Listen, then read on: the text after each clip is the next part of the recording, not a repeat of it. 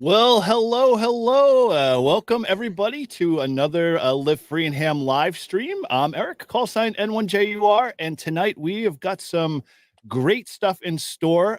We've got Mark has graciously come back from Halibut Electronics, but we'll bring him in a bit. And we're going to be talking some great stuff. This is kind of all of our primers. If you've been kind of paying attention to some of the other stuff that's going on with with the Northeast Ham Radio Group guys, we're talking about Hamfest, and we've been talking quite a bit about Hamfest in general. I think you might be getting sick of it, but either way, the way I kind of say, I'm super psyched. I mean, HamX is coming up, and we are getting geared up for it. I think it's the 22nd to the 25th of August. So if you're doing nothing, block your calendar off. Head down there. There's some great vendors, Mark being definitely one of them. But we've got some great friends and other companies like Reliance. I mean, we're all big Reliance users here. Yeah, correct. We all love our Reliance antennas. Awesome. Okay. Well, Matt will be there too as well. And, make sure, you keep an eye out on all our channels, because Matt will probably be back on just like Mark to chit chat about some of the stuff he's doing down there. But otherwise, I'm excited. This should be a fun event. I always love having Mark on. I'm a big, I'm a little bit of a fanboy when it comes to ham radio workbench. So I love hearing about all their antics, especially what Mark's working on. But, before we kind of dive into that, guys, how's life been with you guys? What's your ham radio week been like? And, Mike, since you are, our natural normal fixture, Mr. Six, you have to give us your official title because it's obviously not in the sub section there. How's it been going your ham radio week? Yeah, no, I jokingly, I refer to myself right before the show as the six man for for the crew coming off the bench. So, thanks for putting me in, Coach. No, happy to join you guys. Yeah, no, it's been good. You can see I mentioned it on the happy hour. Oh, yes. The weekend, right behind me, Saturday, Rochester VHF Group, which I'm a member of, out here in Western New York, had their annual tune-up and picnic, and it was really cool getting out with these guys and just seeing people make their first contacts on 10 gigahertz and just some real cool, wild stuff. There's a big VHF group in Western New York and Southern Ontario, Canada. So a lot of activity on the high bands out this way. So it was neat to see. I haven't done any of it myself. I'm still kind of new to that, but it was really cool to check out. And so a lot of fun, and I got a video on it that'll be dropping later this week. So stay Oh, tuned on very that. cool.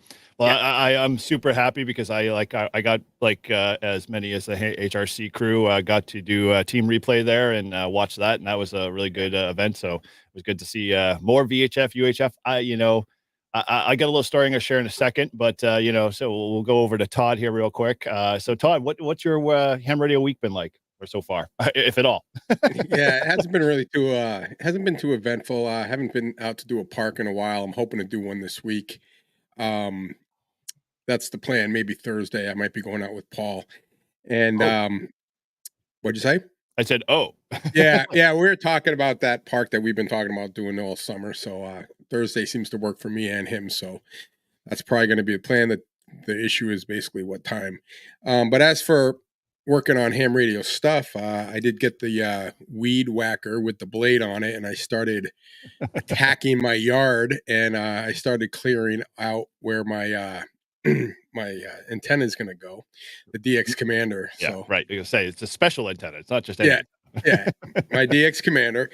I've cleared this area out now for the third time. Mhm. And it just keeps growing back. So I'm doing it really good this time. I'm chopping the crap out of it, and I'm gonna put some brush killer or whatever to see if I can get it to stay down. Mhm. But it's a work in progress. But I did make some progress today.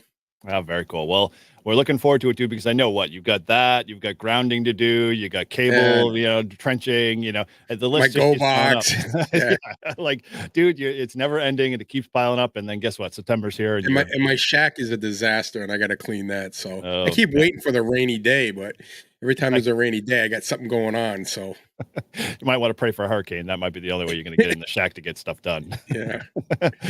Very cool. Well, so as you might notice, one of our faithful, hosts here is MIA at the moment. Paul, he N1OG, he is busy, dominating his softball men's championships. So we wish him luck and hope, he's having fun there, and he better come back with a win. Otherwise he's just going to get hazed, for the next couple of shows for sure. But all good fun. We're glad, he's out, representing and having some fun. At least he's exercising. I know I'm just drinking beer here and talking on the radio. So if anything, that's not helping my health. But it's another story for another day.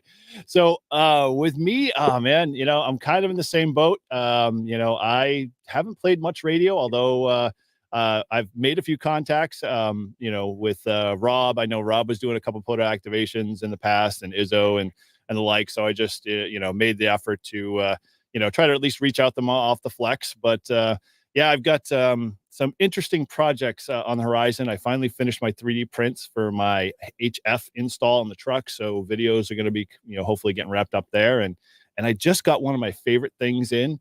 I'm a big tool nut when it comes to like tools and stuff. So all my tool cases tend to have like foam inserts in them, and I spent a little money. If you ever seen like those tool kits where they cut out the shapes for all of the wrenches and everything else like that, I kind of said, well, why can't I do this in the ham radio world? So I reached out to one of my favorite foam cutting places, and lo and behold, they shipped me some stuff. So I'm looking forward to putting a video together of that and sharing some of those experiences, because I'd love to be able to put my DX10 and a few other radios in a better Pelican style case where the foam isn't that crappy stuff that comes out of the Harbor Freight. You guys ever deal with any of that? Yeah, Yep. the Yeah. pull. What do they call it? The pull foam. Yeah, the pull Yeah, foam. pick and pluck. Yeah, yeah, pick and pluck. Yeah, Yeah. it lasts about one time, and then it just starts falling apart on me. So Yeah. This foam is pretty cool. It's actually got like two layers of color, so I'll cut out the black section, and then the like whatever color I have on the base will come through. So I'm looking forward to like geeking out my cases. So it'll be pretty cool to put a video out on that soon. So yeah, cool. All right, well, so let's kind of go a little further. Obviously, just the usual. If you haven't, head over to livefreeandham.com/shop. We got a bunch of different t-shirts there. Obviously, it's still available if you're interested in picking up the a hostile takeover t-shirt that we did with the Ham Radio Clubhouse. That'll be in the storefront until the end of the month. So make sure you get that, and don't waste any time. There's discount code is still available. So if you can figure it out, Mike's wearing it. I got mine right now. Do a spin, Mike, do a spin. No, just kidding. There we go. That is the official shirt, man. No idea what you saw, but I'll take your word for it. So so with that, you can still pick it up and it's still available for the end of the month. After that, it is gone. We've got a bunch of other stuff in there that we're producing. So, definitely head over there and check it out. And again, that discount code still applies. So it's the HRC 20. HRC rules is the 20% off code there. So you can still grab a good t-shirt and anything in the shop, and it's 20% off. So outside of that, so let's bring in our guest here because he deserves all the credit. He is the man of the hour. We love Mark. He's done some amazing stuff for the hobby, in the hobby, with all of his stuff that he's produced from Halibut Electronics. But the benefit is that if you're in the New England area and you're looking to meet Mark and hang out and check out some of his stuff, he will be at Huntsville, I should say, first before HamX, because HamX is a little after. But if you're going to Huntsville, he will definitely be there. And so you can check him out there. But more so, close enough to us in the New England area, he'll be at HamX, and he'll be setting up a booth there, and he'll be talking, having a couple of seminars on OHIS as well. So without further ado, let's bring in Mark. Mark, welcome. Audio. We've had technical difficulties, Captain. The batteries have run low today. I'll give him a second there to get adjusted. Oh, getting there. Earth to Mark. Nope, no audio yet. No audio. No audio. We'll let him keep working on that one while he's there, and just yell at us when we get going there. So let's kind of do a little bit of background while Mark's sitting there doing some technical fixes with HamX, or HamXposition as it's officially known. Any of you guys planning on going this year? I would love to, but it's just I'm not going to be able to make it. I looked into it for a bit, but it's just not gonna fly this year. But okay, well. You'll be missed, Mike. I know, Todd, you and I are planning on going, right? Yeah, I'm going hopefully Friday, and then Saturday. I am leaving Saturday night for the Cape, so I won't be there the whole day. Right? I won't be there. I won't be there. Well, I'll probably be there most of the day. We just won't be there in the evening.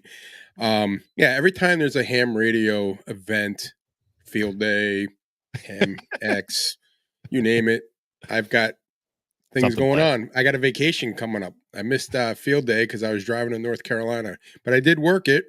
I did get my POTA activation on Saturday. Was it? Yeah, it was Saturday. No, it was Sunday morning.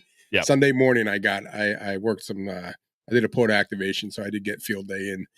But yeah. So I didn't realize it was the same time. I looked on the calendar. I'm like, I looked Friday. I looked Friday, Saturday when we were looking at it. I'm like, oh yeah, I'm good. And then I didn't realize that it said Sunday. It said Cape, and I'm like, oh, when are we leaving for the Cape? And oh, we're leaving Saturday night. So well, I already said. I said, well, we're leaving Saturday night when I get back from HamX. No audio yet, Mark. Well, he's muted. Oh, right oh, you're muted now. Go ahead, Mark. Well, let's unmute. Yeah. How about now? Oh, there you go. All right, just a little bit of a boost there. Maybe that's what it was the whole time. Yeah. No, it was you not being able to hear me. It probably was, but this has been. Yes, and I saw whoever it was that made the joke about the audio. That would be Steve. You can take it up with Steve at Huntsville. There, he'll be there. All right, back on my headset audio, so this should be better. All right, okay. Good to go. Cool. Well, we'll keep plowing away here. No big deal there. It's not gonna hurt. Not gonna hurt the numbers. We're not worried about it. We'll just edit it in post. AI to the rescue. Cool. Well, okay. So how are you, Mark? Actually, I'm doing really well. I'm on in a hotel right now in Santa Barbara doing a contract gig for somebody, but completely unrelated to Halibut Electronics, just trying to pull in some extra cash. But I just launched Eggnogs last Friday, and I am Woohoo. super excited about that. Awesome. Cool. Well, we definitely want to dive in a little bit more on that one and talk a little bit about maybe some of the other things you might be doing, either Huntsville. You doing any talks at Huntsville at all, or just doing Halibut? I don't think I'm doing a talk at Huntsville.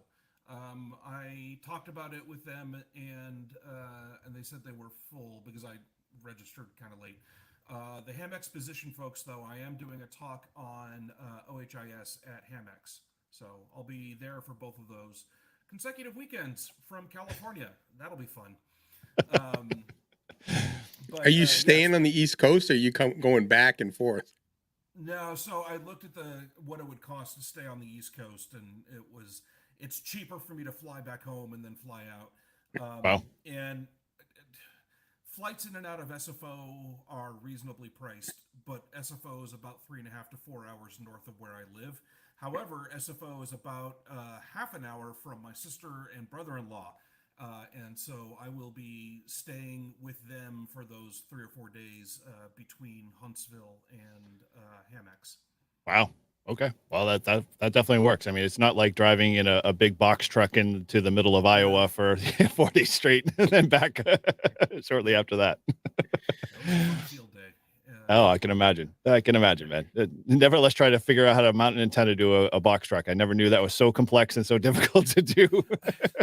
So I got one of those mounts that's supposed to mount on the thin aluminum bar that holds on old school truck mirrors, right? It's at 3/8 of an inch or whatever it is. But then I got like a brand new truck that has the big plastic ones that like you see on F-150s or whatever, where the mirrors can go in and out, but it's this big plastic thing and you can't clamp anything to that. Mm-hmm. So anyway, so I ended up mounting it to the handles that are on the back of the box truck to help you get up into the box truck. But that means I had to get feed line through the box to the back of the. Anyway, it was fun. I made it work. Very cool. Well, and you made some good contacts. So if you have no idea what we're alluding to and you're not a Ham Radio Workbench listener, you need to go to I can't remember what episode. What's the latest episode? Was it it's been a while. About Field Day. Day, right? Yes, exactly. Yeah. So it's a good episode there, and he talks all about his challenges with trying to do Field Day from a U-Haul box truck, which will go down in history for sure. So cool. All right. Well, I've operated one Charlie before, so that was fun. U-Haul one Charlie. You sure saying you should have gotten a vanity call sign. That's right. All right. Well, so you're obviously heading down to two really good conventions there. Obviously Huntsville, which we'll touch a little bit there. But so what kind of stuff do you want to like get into in terms of like what should people expect to see from Mark down there? Anything new? What's going on? So the new product I have right now is called Eggnogs. It is a kit to help you build an egg beater antenna, and it was originally conceived of for use with the SatNogs network. So egg beater antenna on the SatNogs network. The naming pun was too good to pass up, so it became Eggnogs. Having said that, it will work on any quadrature fed antenna, not just an egg beater, and it will work with any satellite system, not just SatNogs. So the name makes it sound more limited than it actually is, but it's all good. So do you know what an egg beater antenna is? Would you like me to go into what that is? Yeah. Go ahead for our audience who might not be well versed. Yeah. So an egg beater antenna is a antenna whose radiation pattern is roughly hemispherical. The idea is that you don't want to put out any energy down because that is not where the satellites are. You want to be able to put out energy at the sides to the horizon and directly above you, right? If you have a vertical antenna, just like a standard quarter wave whip, that's great on horizon, but it's got a deep null straight up. It has no radiation straight up. And so that makes satellite operations a real challenge with using a vertical antenna. So what we want is an antenna with a roughly hemispherical radiation pattern. You want a little bit more gain at the horizon because the satellites are a lot farther away. You know, they're a lot closer to you when they're straight overhead. So some gain down on going straight up is okay. So you want most of it out at the horizon, but you still want to have some gain directly above you. You want to have some radiation directly above you. You don't want a null. Mhm. And so that's what an egg beater antenna is. Electrically, it is 2 full wave loops mounted vertically at right angles to each other. And Okay. so you end up with this, the one I recommend is a rectangular, but it also works with circular. So you end up with these 2 loops, and then they're at right angles to each other. So when you're looking down at it from on top, it looks like a cross. Right. So they are mounted physically 90 degrees from each other, and you feed them electrically 90 degrees from. Nope. Your mic. Yeah, I lost him. Your mic went away again. Dang it. I thought it was at first. I thought it was me. I'm like, what happened? It just gets silence. Yeah, weird. Okay, there you go. All right, You're back back. now. I'm back now? Okay. Yep. Yep. And so anyway, you need to have a quarter wavelength worth of transmission line between the feed point for one loop and the other loop. And these loops are 100 ohms, and they're balanced antennas. And there's a bunch of other stuff going on at the feed line, so it really should be shielded because there's a lot of interactions with the near field. So what you want is 100 ohm, balanced, shielded feed line. Mhm. I have never been able to find 100 ohm balanced Shielded feed line. Right? So you can hack it. You can compromise by using two parallel lengths of 50 ohm coax, or there's an old coax called RG62, which was used back in the early days of computer networking for a network called ArcNet. It's roughly 92 ohms, which is pretty darn close to 100 ohms. So if you used a quarter wave of RG62, that also kind of works. But these are all compromises. And the epiphany moment I had was the realization that there are calculators out there that, like, if you want to run RF on a trace on a circuit board, your trace needs to be the right width with the right spacing to the ground plane, like on a different layer, and the ground pores next to it. Like all of that geometry, there are calculators out there to say, how do I lay this out so that it is a 50 ohm feed line on this circuit board, right? And so if you want to keep the impedance on that circuit board, you have to make the correct trace width and the correct spacing and all of that fun stuff. But that got me thinking that there's no reason that I can't also do balanced lines on the circuit board. And in fact, if I can calculate what the geometry has to be for 50 ohms, I should be able to calculate what the geometry is for 100 ohms. And if I calculate that geometry, assuming the 2 layers are on, or the 2 pieces of the feed line, the 2 wires of the feed line are on inner layers, and I put copper pores on the outer layers, I can now calculate the correct geometry to make 100 ohm balanced feed line. Nice. And because I'm laying it out on a circuit board, I can make it exactly the correct length down to a fractional millimeter, right? And so my epiphany was that I went out and I did all of this math to go figure out what that geometry is, because there aren't any obvious calculators online for that anymore. So like I had to go back to not quite first principles, but I had to go back to actual math. Oh boy. I know, right? It was a stretch. College was 25 years ago.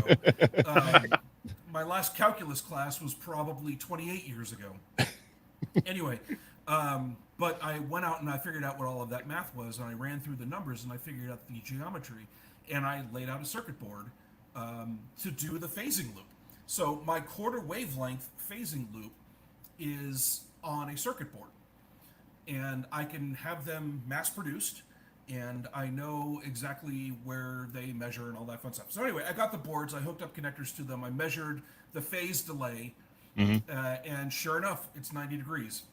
Took a couple of iterations to get there. It's not like I got there on the first try, but I've got exactly 90-degree phase shifts in these boards. And so with Eggnogs, it is it's called, can you bring up, am I allowed to present? Yeah, you go ahead. Yeah, if you got to go ahead, screen, just go down to present, and I'll pop you on the dashboard. Share screen. I'm gonna do Yeah, I should have let you know that. entire screen. Okay. Or you could do a window if you got something. There you go. Yep. No. Okay. All right. Sweet. So, can you see my browser? Yeah, we're good to go. Okay. So this is the webpage on my website for Eggnogs. This is the site that you would go to buy it. But really, that header's going to be in the way.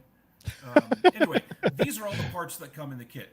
So you have the main circuit board, this kind of round circular one. It just has traces. There's nothing exciting on it. But you'll note that it has those two slots in the middle. And then there are two tabs on this one over here, this rectangular board. This rectangular board is the phasing board. So the quarter wavelength of feed line is inside this board. And these tabs just solder into those slots to make it, to connect it to this. So the feed line is down here. The feed point, you put a SMA or a BNC connector down here. It's got a spot for a common mode current choke. And then it does the quarter wave phasing delay here. And then it feeds to the two different loops up here. So this is what comes in the kit. Those two circuit boards, there's a pre-drilled PVC cap that is used for mechanical stuff, a section of RG316 and a binocular core that's used for the common mode current choke, and then a bunch of stainless steel hardware. The idea being that it comes with all of the parts you can't get at your local hardware store.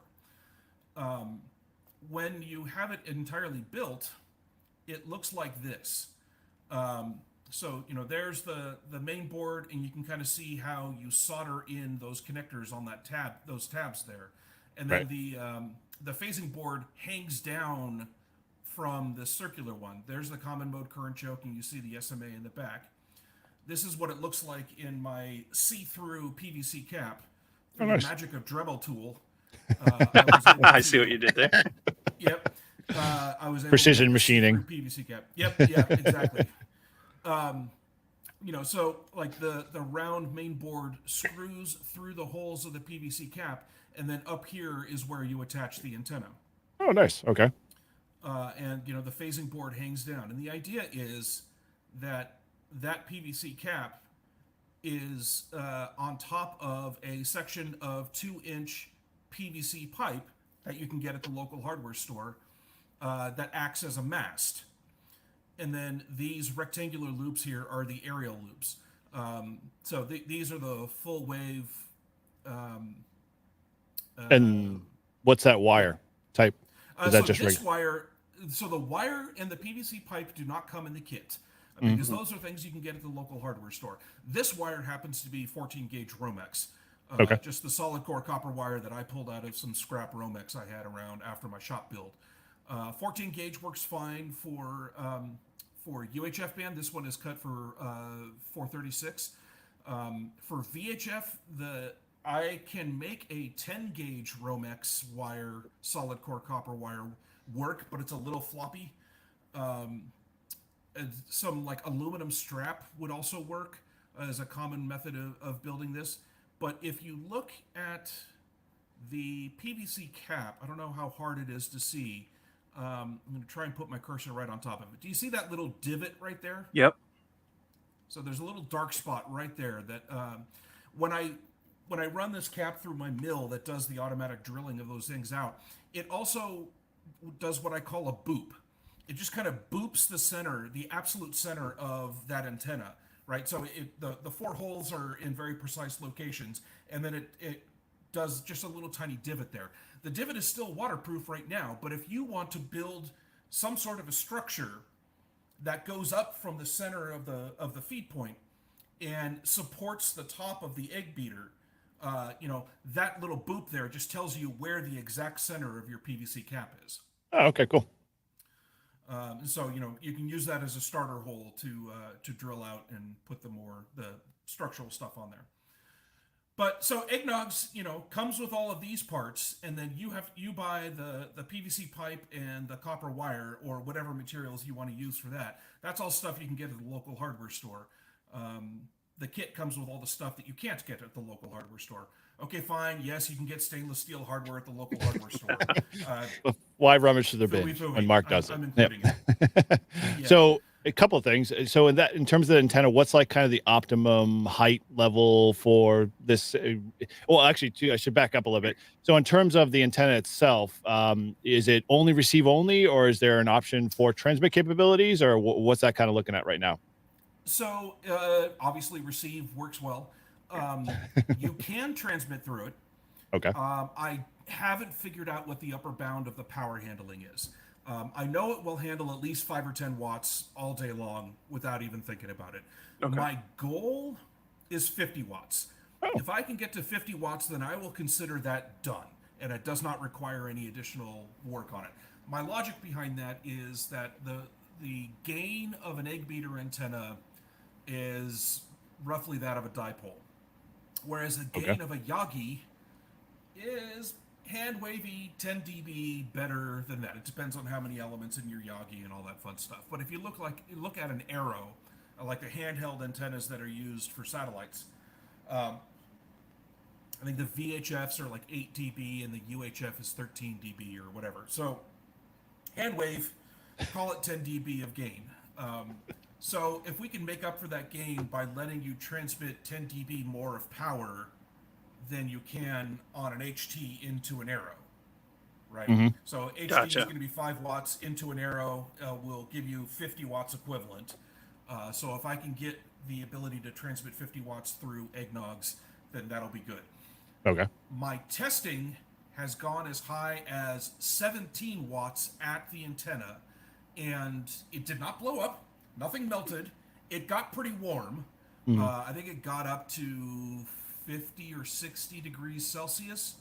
But that was after like 2 or 3 minutes of constant FM transmission at 17 watts.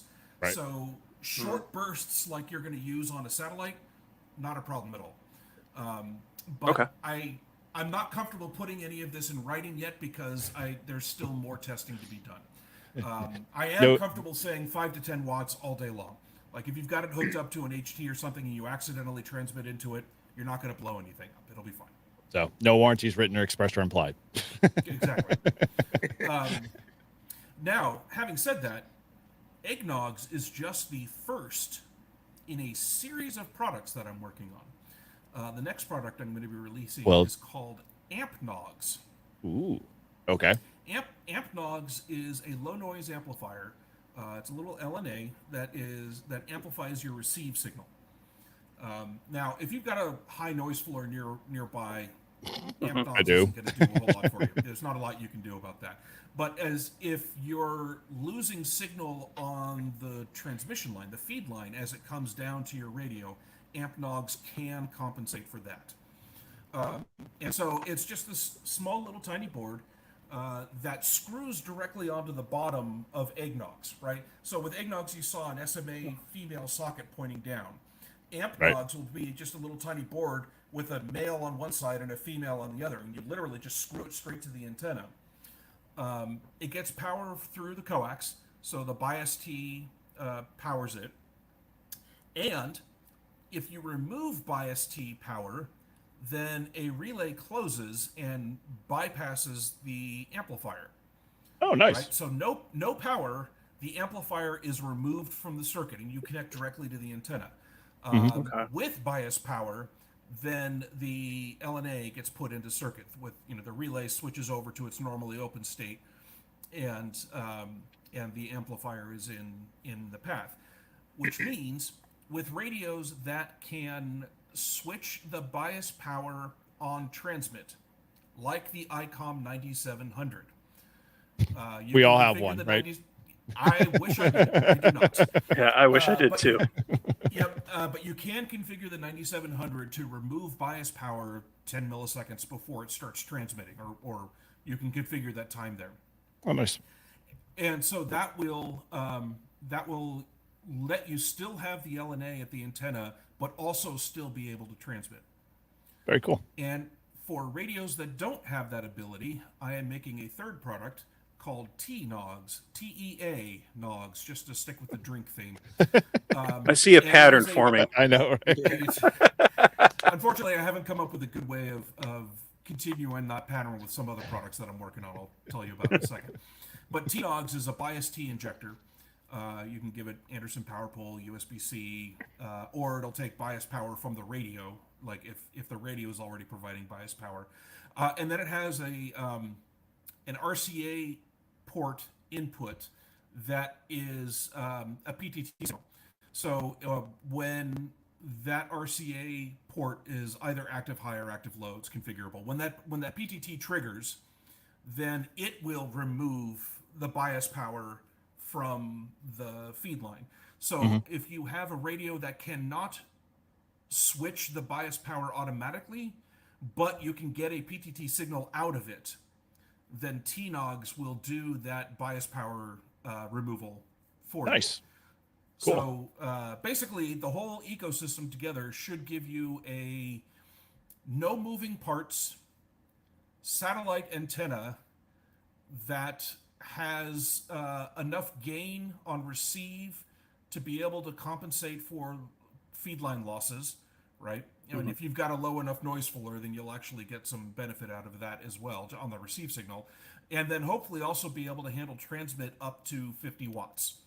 Wow. Like with the whole system together. So my goal is to be able to make a satellite operational station without an azimuth and elevation rotor, right? Wow. No moving parts. That's my goal. That's what I want. That's what I want on my shack at home. Yeah. I'm with you on that. That's what I'm building.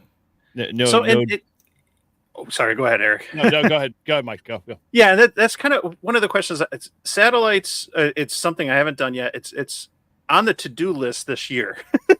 Definitely, I want to at least make one contact or something. And I got some of the pieces together. I do have an elk dual band antenna, and I got an older ICOM IC32, which is a full duplex HT from like the late 80s, early 90s. And I got it at my club's annual auction they do every November. So I got that from like an estate sale, and it worked. I use it all the time.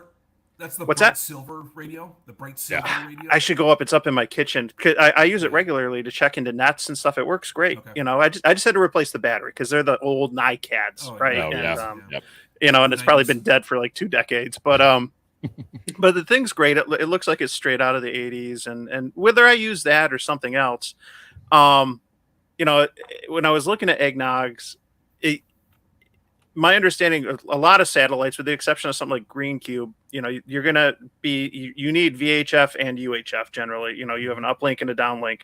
So for somebody is what when you're talking about having a satellite station that's not going to require some sort of rotor or whatever, you've got that hemispherical radiation pattern.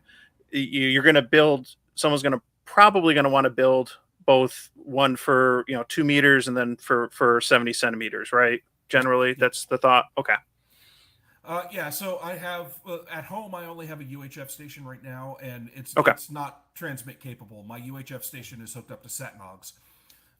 So if anybody who's watching this wants to go see, actually, I'm not going to say that right now because it is having issues. Because it is currently beta testing a new product that I'm working on. But anyway, SatNog station 2704, 2704 is my SatNog station. Okay. Right now, so I have AmpNogs hooked up to it, but I've also got a cell tower that is directly across the street that is pummeling the front end of my LNA, and it is just absolutely saturated. Man, how do you do So ham radio at all at your location? You have AM issues. You have satellite antenna. Is there I anything got you 15 don't? kilowatts of AM. That's about 3 kilometers away. I've got 100 watts of FM broadcast. That's about 4,000 feet away that I didn't know Oh about until gosh. just recently. And who knows how many watts of cellular up at 650 megahertz. Oh boy. That is, yeah, all of this is obliterating my SDR receiver, because SDRs have no front end. They have literally no pre-selection. That's the whole point, right? They want to be able to receive DC to daylight. So Yep. you can't put any filtering on that thing and still, without making it switched filtering. And so you have lots of different bands worth of filters, and then you have to switch in the correct one. And that would just be way too expensive for something like a RTL SDR dongle. So they cannot have any front end filtering. So because of this problem, I designed a filter. It's called an BCI, stands for broadcast interference. So it's a BCI filter. The first one I designed was for that AM station, which I knew about and assumed was the source of all of my problems. So I made a BCI filter that filters out AM, but is designed to pass VHF and UHF. Right? So it filters out like below 2 megahertz, and then passes above 50 megahertz. I think that was the range I was going for. And because that's such a giant range, excuse me, it's very easy to design a filter that will do that. It's only 3 components, 2 capacitors and 1 inductor. And they're all surface mount, and it's on a board, and you can buy it on my website right now. So if you're being blown out by an AM broadcast station, go to electronics.halibut.com and look for the BCI filter, and that thing will knock out all your AM broadcasts. But then I found the FM station. So I designed one that did AM and FM, but blocking at 108 megahertz and passing at 137 megahertz, because I want this to work for weather satellites as well. That is a much narrower transition, right, between 40 dB of block at 108 megahertz and 0.1 dB of insertion loss at 137 megahertz. That's a much narrower frequency range to make that transition. So that filter is much more complicated. It's a 7-pole high pass, and it wanted it inside a metal can for shielding and all kinds of things. So I now have an AM/FM BCI filter that is not yet available, but I have all the parts at home. That's just waiting for me to make a web page for it, and then start selling it. So the AM/FM BCI filter, if you're getting clobbered by FM broadcast, then this will help you. And Very cool. I put that on my station, and my front end was still being clobbered. It's like, okay, so what else is it? And I finally got, instead of just tuning around on my RTL, I actually got out my tiny SA and hooked it up to the antenna. And sure enough, I found that cell power coming from across the street. You are literally in a test bed environment. Totally. I literally am. So I made a third version of my BCI filter that is AM/FM cell BCI. And so instead of being just a high pass where it's got very little insertion loss all the way up to 3 gigahertz like the other ones, this one is a band pass. And so the pass band is between 137 megahertz to include the weather satellites and up to 450 megahertz. So that's the goal, is Big range. 137 to 450. And then it is trying to block everything else outside of that. So that range, there's a little bit more insertion loss on this one. So that range is 1 dB or less of insertion loss, but it is it is 35 dB right at the edge of the FM broadcast band, but 40 dB everywhere else below it. Wow. So, and then same on the upward side. It's 35 dB on the first hump of the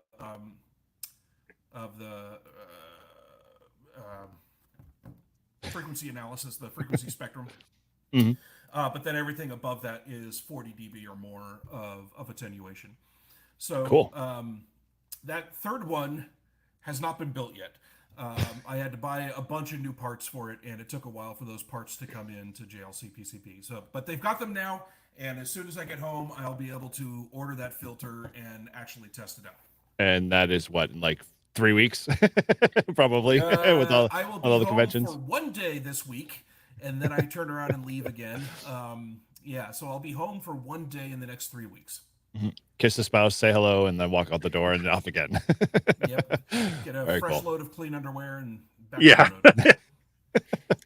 All right. Well, Yep. so a couple of things. Obviously, you're going to be at HamX, and we are super excited to have you there because, as we all know in New England, we are, always looking for the big guys. And this year, I think HamX has kind of come back and delivered. They're bringing Flex, they're bringing Halibut Electronics, they're bringing Reliance Antenna, and a boatload of other bigger guys. Mhm. So we're looking forward to seeing all of those vendors there. But more so, like, obviously, Mark, you mentioned just a touch on the OHIS stuff. Maybe talk a little bit about that, kind of, your presentation, or, allude to your presentation, and, Sure. if there's anything you want to talk in terms of, maybe alluding to a contest console. Oh, so contesting console is out now. It's the station console that everybody's banging down my door for. Mhm. All right, so OHIS, Open Headset Interconnect Standard, is a standard I am proposing and advocating for in the community to standardize the interface between the radio and the user.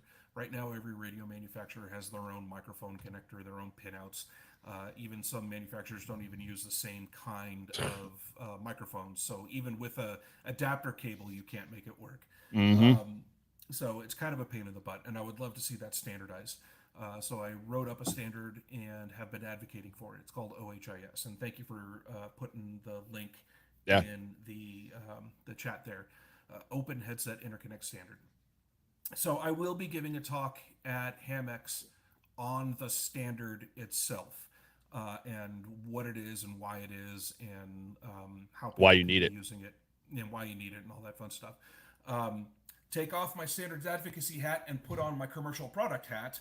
I also do sell adapters for it, but it being an open standard, I encourage people to make their own, to not buy from me, to build a competing product with me, to price me out of the market of adapters. Please, by all means, make it so that I am not the only one selling these adapters. Because if we get to that state, then that's a sign that it's being adopted, and that makes me happy. I want this to be adopted way more than I want to be selling adapters. Now, what I do want to be selling are devices that go between the radio and the user and actually adds new functionality, like the contesting console that we were just talking about. And that is much easier to do with OHIS. Without OHIS, then I need to build in all of the complexity of what kind of microphone are you plugging into this? What kind of output from the radio is it? Is it speaker level? Is it headphone level? Is it line level? Is it stereo? Is it mono? Is it ground referenced or not? Blah, blah, blah, blah, blah. All of that complexity that OHIS deals with would have to be built into every single product that goes between the radio and the user without OHIS. Yep. So the contesting console, all right, so you've got some products on the screen there. The OHIS user adapter kit. Oh, okay. Oh, let me back up one. Yeah, sorry. Just, I'm browsing already. And as Yeah. So we've got the user, take my money. You've got the user adapter kit, which is a open source kit version of the HHH User Pro, which is just below it. The User Pro is my commercial product. They accomplish roughly the same thing. The User Pro is, it looks more like a product. It's not a plastic case. It's got, it has one extra feature, but they roughly accomplish the same thing. Then that converts your headset to the standard. And now your headset, once you have one of these on your headset, then that headset is now standards compliant. Look over at the HHI Radio Pro. That is a radio adapter. You put one of these on every radio that you have, and now your radio is standards compliant. It also has a pass-through. So like when you plug the adapter into your radio, you're plugging it into the microphone port on the front of the radio, which means you can't plug the radio's microphone into the microphone port on the radio, right? Because you just use that port. So the Radio Pro passes that port through to the other side. So you can plug your radio's microphone into the Radio Pro, and then plug your Radio Pro into the radio. And it does all of the switching and everything. When you press the PTT on the OHIS stuff, that microphone gets sent to the radio. Otherwise, the normal microphone goes to the radio. Very cool. Once you have these adapters on your radios and your headsets, then in the middle, you have this standard interface, and you can plug any headset into any adapter. At a home station, this isn't all that exciting, but if you go to a multi-user environment like a club station, or a contesting station, or an EOC, or a field day event, where I show up to this event, and I've got my own headphones, and I don't want you getting your ear goobers in my headphones, and you don't want my ear goobers into your headphones, right? So we each want to have our own headphones that we can bring and plug into any radio, and not have to worry about what radio I'm plugging my headset into, and do I have the correct adapter for the pairing of that headset to that radio. And if I go to a different radio, I need a different adapter for that headset to that radio, right? With OHIS, I have one adapter for my headset. That's it. And that headset is now standards compliant. One adapter for that radio, and that's it. And that radio is now standards compliant. Okay, that's OHIS. When you have that, and that standard layer in the middle, it also makes it a lot easier to put devices between the radio and the user. And that's what the contesting console is. It is the first product of mine, of the console series. It is 2 users, 1 radio. Mm-hmm. So the idea is that you've got 2 users that are operating. I designed it for kind of a casual field day style operating, where I've got one person that's operating the radio and another person who is listening and logging. Right? So you've got one person, CQ Field Day, N6MTS, blah, blah, blah. And someone sitting next to me who's listening to the person calling back and saying, giving their call sign, and they're typing it in. But occasionally we want to be able to chat with each other. And was that a KF6 or, what was the call sign? And so it provides an intercom. So the users have an intercom between each other. You can adjust the volume of the other person's microphone. You both can hear the radio, you can hear each other, and then whichever user presses their PTT, their microphone gets sent to the radio. Oh, nice. So normally I'm the one who's operating, so I'm going to be pressing my PTT. My mic will go to the radio. When I'm pressing my PTT, my mic is going to the radio. If the person next to me, the logger, starts talking, I can still hear them, but their mic is not going to the radio. Oh, nice. Cool. So you can do that. However, if both of you press your PTT, then both of your audios will go up well, to the radio. you know, you can always build a better idiot. That's just the way it goes. But yeah. Well, that wasn't intentional. It was just kind of an artifact of how the circuit worked out. But... Cool. So that's the contesting console.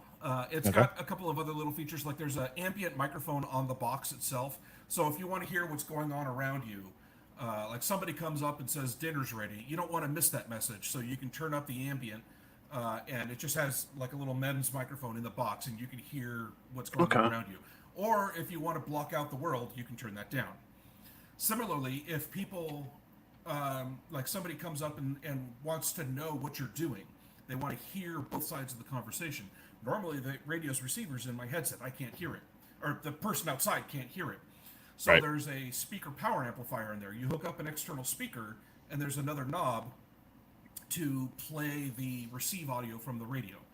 So if it's night and you want to be quiet, you turn that knob all the way down. See, that'd be coming up, you want to demonstrate what's going on, you turn that knob up, and they can hear it. Yeah, that'd be great for a field day. Oh, totally. Yeah. You know, because I'm always working with my headphones on, and then people come and they can't hear, so it'd be perfect. Yep. Totally. So that's exactly what contesting consoles attempts to do. Did I hear somewhere in some HR workbench that George did test this in his trailer, or is that not true? I don't believe George has tested it in his trailer. Okay. I need to get him some. No, actually, Steve, if I remember correctly, is one of the people, KO4AFL, AFL, yep. who's in the chat room. I believe Steve is one of the folks who has used it. Yep. Steve, keep me from being a liar here. Keep him honest there. Yeah, keep me honest there. But I have it in my trailer. There we go. So Steve uses it in his trailer. And, I mean, I use it for my field day. In fact, I designed the first version of Contesting Console 10 years ago, but I designed it for this specific headset and this specific radio, because I had an FT920 at the time, and I was using PC gaming headsets because they were cheap. Yep. And so but it had all of the same features with the mixers and the intercom and that PTT selection and all that fun stuff. So, and I've been using it for field day with our local club for the last 10 years, and it is wonderful. Now, I 100% agree with Mark. I have not had, like, in essence now, because we've been cursed consistently with field day with rain, I have now decided that I'm going to convert my trailer into a makeshift, ham communications trailer. So Paul is going to be towing it tomorrow, towing it to next field day. And so we'll have it there in the summertime. So I'm thinking, why not just, invest in a, contest console. And so, with this, if you haven't been paying attention to Live Free and Ham, obviously we have a 10% discount. So there's no reason why you can't head over to Mark's website, pick one up and set this up in your shack, because I guarantee you will be totally 100% blown away with, something as awesome as a contest console. But even so much if you're like me, I got a DX10, I got a Flex, I've got, a 450, I've got all these radios, but like, I can't tell you how many freaking headsets I've got, piled over here in the corner. So I would love to simplify this. And, in essence, as I've always said,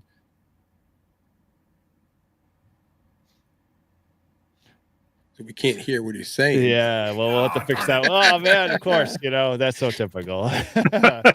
Technical difficulties. So, yeah, bottom line is you need to run over to his website and pick one up. I am 100%, sold on this one, and I'm trying to push our club in that direction. So, if you guys haven't figured that out, you need to, jump on that bandwagon.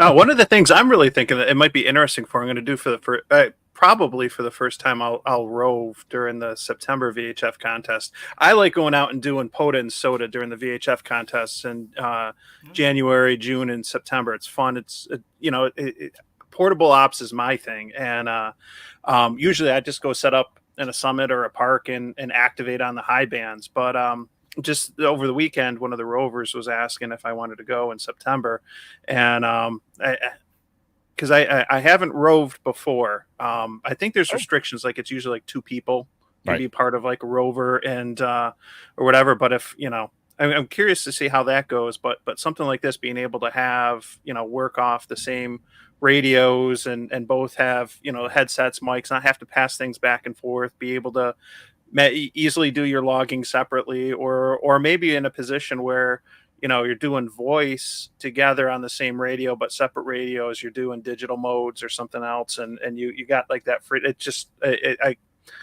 I can see some value in this, possibly, definitely for something as quirky as I do, like I said, the VHF contesting and stuff and roving. But no, this is cool. Very cool. I am not a contester, so I only learned about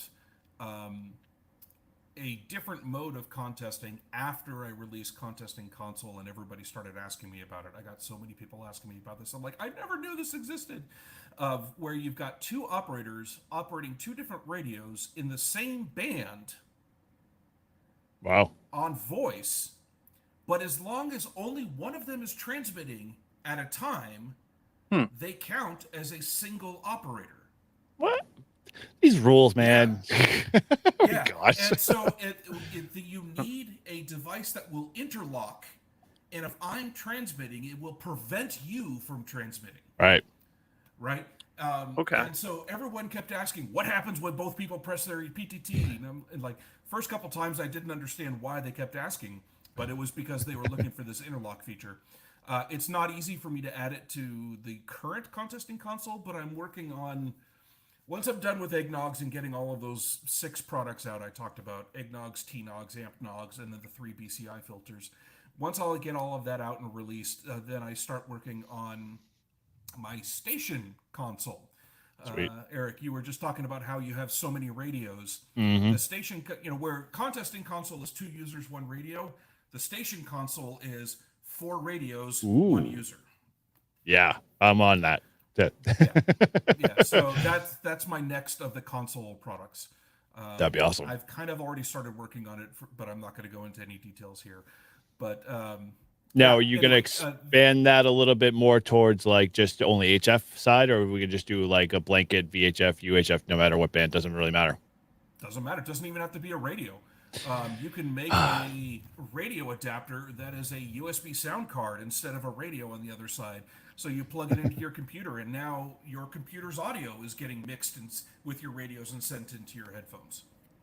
All right, very cool. Well, Yeah. dude, like I said, if I could run my, quick, thing, you'd say take my money. But anyway, so all right, cool. Well, so we're getting at the top of the hour here, so I just kind of want to do a quick touch ups. Recognize a few folks in the chat here. We got Chris Knox, K1IP. He's on. He's been actually on my channel. I did a video on his roving, HF, VHF, UHF setup, and beautiful setup. He's, I know, been at Dayton and a few others, and I'm sure he'll probably be at, HamX as well. So looking forward to touching base with Chris again as well. And James there in the chat. Hello, everybody. And, thanks again for chiming in there. And then, Steve doing a little bit of a dig here. I won't leave Mark there. We'll talk about SOAR later. That's a process coming down the road. But we're all waiting patiently for that design to come up, because I will 100%, be, one of at least the 20 in line to be able to pick one up and try it out myself, because I would love to see, some, all-in-one satellite kit, because my satellite bag that I'm building keeps getting bigger and bigger instead of smaller and smaller. So that's what I'm looking forward to. It's my first foray into actually doing real RF design, which is one of the biggest things that's holding it up. Like, I can do audio, and I can do radio with modules from other people, but this one is like real honest to goodness RF design, and so it's a learning curve. Well, very cool. All right. Well, hey, so we're, like I said, we're reaching that full hour there. So I want to make sure we just kind of go around here a little bit. Obviously we'll leave it to you, Mark, at the very end, so you can kind of give your full spiel and let everybody know where you're going to be at, and where we can expect to see you and shake your hand and say hello. But Mike, if you want to just take it, just let us know what's going on your channel, anything you want to, announce that's coming up soon, and, go ahead and take it away. Well, first, I'm hoping to see Mark at a Ham Fest. I know I'm not going to make it to Huntsville and HamX, and I gotta explain. You were out at Hamvention, right? Because I think Finn said that you were out there, and I missed you. But I had a good excuse. I was just as I was going to look, because I didn't realize you're out there, and I was like, oh, I got to go find halibut. But I was out there with two of my buddies from New York, and they were doing the Hamvention challenge. And one of them, Fred, N2RPG, was the one that won the 705. So they called me for help as I was trying to find the booth for halibut, and I got suckered into that. I think it was, participation is king. Yeah, that's fantastic. And that just, that if you watch the video that I did on that, they got that at the last second. Ray and company were ready to just we gotta go. Like, so, that's awesome. But so sorry I missed you out in Dayton, but I know I'll be out there again, and I'll definitely looking forward to meeting up with you. I know I got to check out your that I've been sitting on. I should probably just pull the trigger now, especially with the code, getting the common mode choke tester. Oh yeah, and so big seller. Yeah, no, that should be cool and everything. But as far as what I got going, man. Yeah, as far as what more of those than anything else right now. Yeah. Yeah, what I got going on with the channel, I think I'm in the same boat that Todd is. Being a parent with kids in sports and stuff, just getting pulled in, every direction, every which way but the right way. And but I find time when I can to get out there and play radio. I got a couple antenna projects I've been working on. One thing, and I'm not giving up on it. I haven't said what it is yet. I've had 2 failures, but hopefully the third time I get this antenna right. I'm doing something different that I don't know has been done before, or I haven't seen anyone do it yet. It's and I just suck at soldering and stuff. So it is what it is. But I'll get around to it. You learn from your mistakes, and I try to have fun. You get frustrated, but at the end of the day, in this hobby of hobbies, that's how I've learned, is by by borking it. So Well, you're nothing like what Ham Radio Wilderness's soldering job. I'm sure it's probably a lot better than that. oh yeah, no, the solder worries. I no, I'm not that bad. That made me feel good. That's We'll leave a link in the chat. that's kind of like one. and you need like that self-esteem, and you just go to Walmart and people watch, and it's just like, okay, I feel better about myself now. No, that would just depress me. But anyway, I now have to go find some way of working your suggestion of a product name into my product line. Barrel Scotch Nogs. Scotch Yes. Nogs. Yes. Find some way of making that in there. Very much so. Very much so. Cool. All right. Well, Todd, how about you? Any last final parting words? Anything you want to add to it, and what's going on with your channel, or what's going on with you? Obviously, you're going to be away on vacation, so hopefully you're active. I'm going to be. I will be activating on vacation, of course. So don't worry about that. But Mark, thanks for coming tonight. I look forward to meeting you in person at HamX. I'll be there Friday and part of Saturday, I think, most of Saturday, and your stuff's awesome. I mean, it's the stuff that you come up with is just, it just is like stuff like, wow, you actually created that, and it's great for ham radio. It's great for all of us, and just keep doing it. That's all I can say. It's going to go big, I think. Very cool. Yeah, I'm 100%. Cool. All right. So yeah, I guess Mark. So obviously, let everybody know where you're at. What you have any booth locations or anything detail wise that they should know about, or anything you want to, we'll say tease. It's not really a tease. I'm pretty upfront about this. I will be at Huntsville and HamX consecutive weekends. I may be a little tired at HamX. We'll see. I don't have a booth number.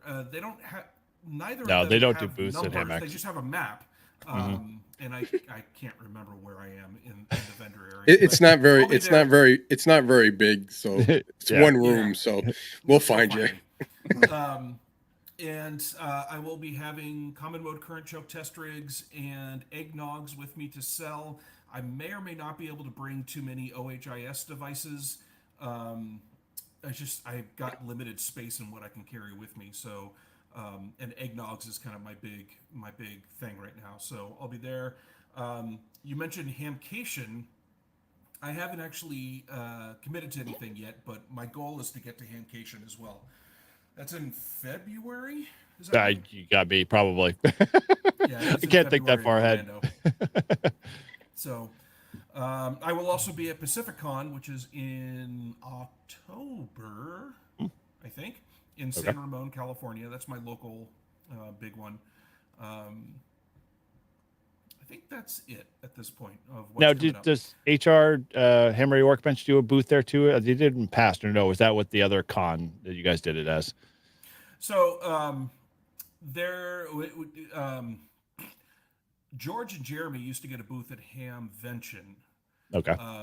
But that kind of stopped with COVID, and then Jeremy left the podcast. And I've been back since COVID, but George has not been able to make it back.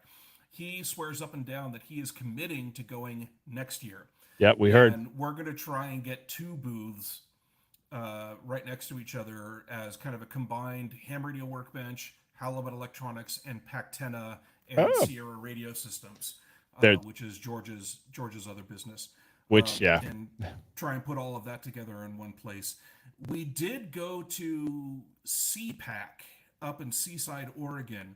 And when I say we, I mean that very loosely. I went up and got a booth for Halibut Electronics. George went up and then did George things. So he was wandering around. He wasn't in the booth at all. But he was going up and chatting with people and shaking hands, kissing babies. Being the celebrity that he is. But yeah, we'll be at Hamvention next year, like the whole group.